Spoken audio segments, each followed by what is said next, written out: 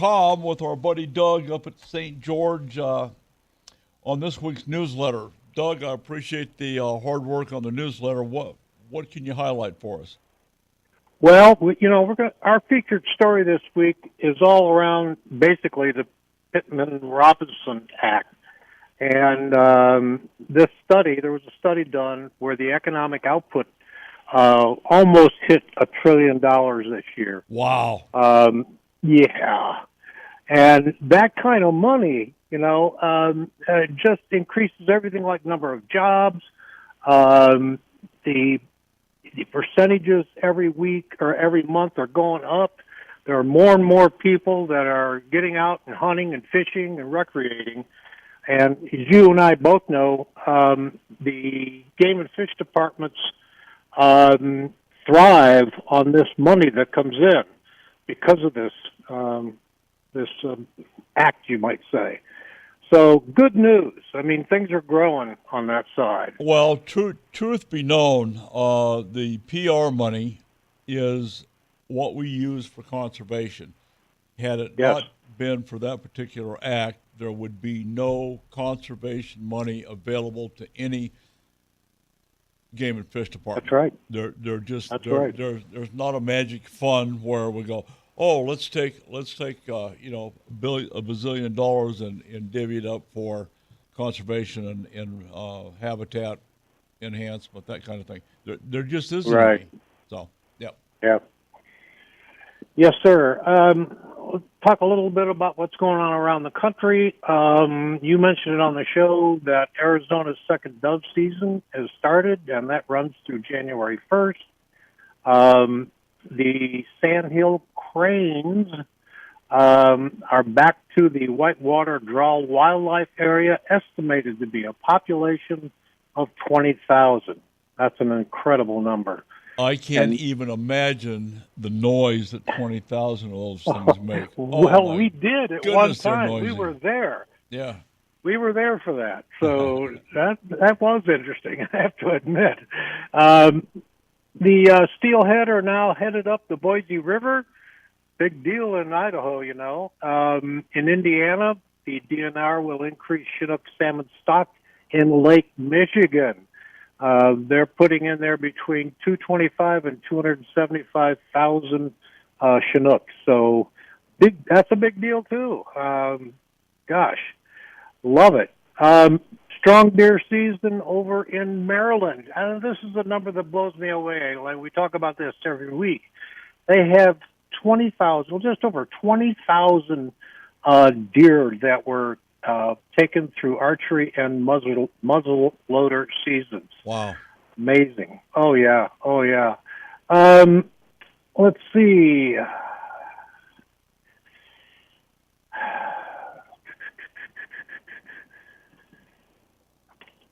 In Ohio, the bow hunters checked in just over 3,800 deer on November 12th. In Utah here, there's a big deal now going on with these e-bikes.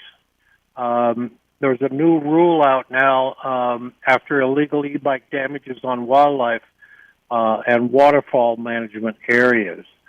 Their Class 2 and 3 electronic bikes are now illegal off-road on all wildlife and waterfowl management areas in Utah. Pay attention, guys, to this. Good. It's a big deal. Yep, that's good news. It is. In Colorado, a Colorado man breaks a state record with a giant brook trout caught in high alpine lake.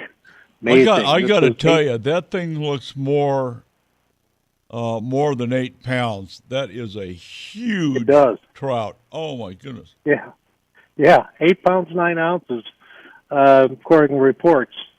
There was a record sawguy recorded in Virginia. Michael Miller landed a 6-pound sawguy from the Fountain River. Big fish, 26 inches long. Yep, another big one. Yeah. Montana hunters are people hunting in Montana for wolves, there have been some big changes made by the court in the rules. The details of that are kind of a little bit complicated, but if you're hunting wolves in Montana, you need to get educated on this.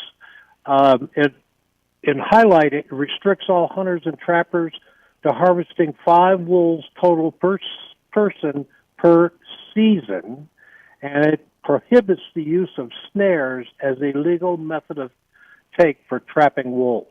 What? Big deal. That's important. And we talked a little bit about this on the show for offshore wind projects. Get me on my soapbox again. All right, you're starting to push buttons now. Yeah, the Biden agenda has taken a hit here, and basically what's going on is, I'm sure when they quoted these projects at one price, today's economy has raised those prices, and these contractors are trying to get more money in order to do this, and they're getting shot down by state regulators. So, are those windmills going to make it? Probably not, the way it's going. Yeah, but who better than to be a spokesman for wind projects than Joe Biden? He's got more wind than anybody I've ever seen. He doesn't even know what he's talking about. Well, that's beside the point. He blows a lot of wind. So. Yeah, exactly. I made a comment on the show, too, and I've got one of the ADA flyers in our newsletter this week that I just love what you guys do over there. You can buy a ticket to win a rifle for $20. I mean, hello, 500 tickets. And this is not just about rifles. It's various products you guys put out there, optics, binoculars, scopes, that kind of thing. So that's really nice. That's really cool. I didn't know this existed up in Maryland. The headline is "Record Numbers of American Eels Counted on the Patapsco River." These eels migrate up from the ocean to freshwater rivers, and because they're removing one of the dams, they're going to be able to access another 183 miles. And while we're on the subject of dams, Don, next week I'll have a big expose, you might say, on the Klamath River in Northern California, where they're going to remove, and it's now been approved, 4 dams. So that's going to be a big deal for fishermen when that occurs. It's in the offing. You want to say something about getting on with the ADA on the OC Ranch? Yeah, thanks for bringing that up. Yeah, the Arizona Deer Association has got another wildlife project going on the Obarcee Ranch, which is over in the Tunnel Basin near Roosevelt Lake. We're doing another 2.5 miles of 1-inch DR9 pipe. We're laying that to enhance the water supply to a number of different drinkers over there. So we'll be over there starting at 8 a.m. Saturday morning at the ranch headquarters near Tunnel Basin. And this is really indicative of the ranching and farming community. It's not just the Obarcee. We've got other ranchers chiming in, lending a hand. We're asking for volunteers to come out and join us in the field, making a difference for wildlife and wildlife waters over there. And at the same time, there's a lot of good camaraderie over there, getting to meet the ranching community and hang out, have a great lunch, good day out in the field. The weather should be just absolutely stellar. So if you're interested, you can get at Jim at azdeer.org and bring the gloves. We've got the Band-Aids for the blisters, so it's going to be a good day, man. It's awesome.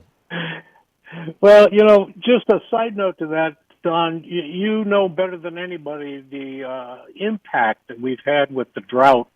And this past summer, there have been multiple projects to put water out in these ranches for wildlife. So kudos to the ADA for doing that. Yeah, thank you. We've done. You guys, can look at the azdeer.org on the projects page and see the work we're doing. We're trying to make a difference. This year we've hauled over. I'm saying pretty close to 140,000 gallons of water in our little water wagons, 500 gallons at a time. So it's a lot of Amazing. effort, a lot of time, a lot of money in fuel. So anyway, join us. It's a lot of fun. Okay, cool. Moving on to the bad guys in the business, the hunters and some fishermen. Under Operation Game Thief, we had in Idaho, they are looking for information about a mule deer buck left to waste in Lincoln County. This happened on November 10th in the Magic Valley region, and it was found dead lying next to a BLM road in Lincoln County. Wow. If you know anything about it, get a hold of your Game and Fish Department in Idaho. Also in Idaho, there was a bald eagle illegally shot in Bear Lake County. Of course, Game and Fish is looking for information as well on this one. This happened on November 6th, and the conservation officer there, Colby White, is looking for that information. And again, contact your Game and Fish Department in Idaho if you know anything about this. Yeah. Same thing, not same thing, but in Montana there was a elk killed illegally near Big Sky. Again, this is one of these things where if you know anything about this particular incident, call their tip line and let them know what you know. That'd be great. There in Indiana, this is kind of interesting. Lifetime suspension from hunting is first of its kind is the headline. This was an investigation for a West Lafayette man, Hanson Pussy, was sentenced Thursday in Warren County Court to a lifetime hunting suspension along with home detention, probation, and payment of replacement fees stemming from an investigation by the DNR.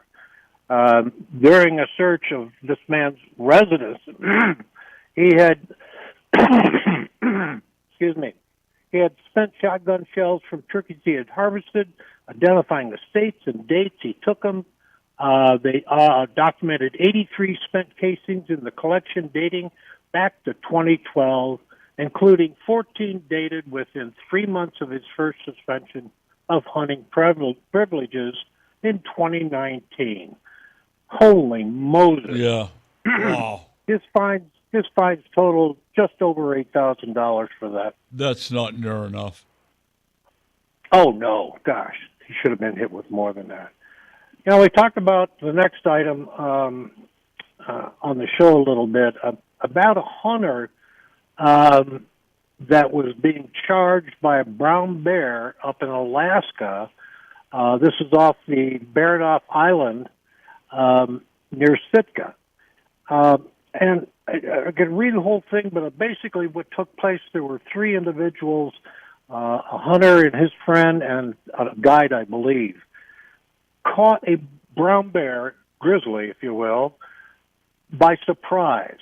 He was so close, he charged this guy's friend, and as he was charging him, he went past the individual, his name was Clint Adams, close enough that Mr. Adams could actually touch that bear. Yikes! Now, he had an ice axe and swung with both hands, bearing the point end of the bear into the bear's skull just behind its ear.